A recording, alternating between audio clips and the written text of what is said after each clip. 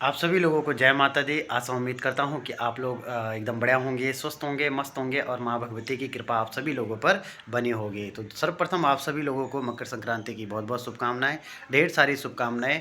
माँ भगवती, माँ जगदम्बा आप सभी लोगों की मनोकामना पूर्ण करे, यही कामना हम माँ भगवती की श्री चरणों से करते हैं।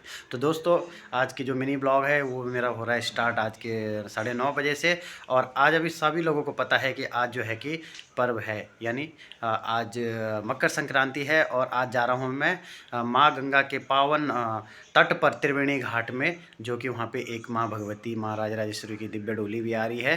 तो अभी मिलते हैं वहाँ पर, आप लोगों को भी माँ भगवती के दर्शन कराएंगे और आप लोगों को भी माँ गंगा के दर्शन कराएंगे। तब तक के लिए बने रहिए आप मेरे मिनी ब्लॉग में।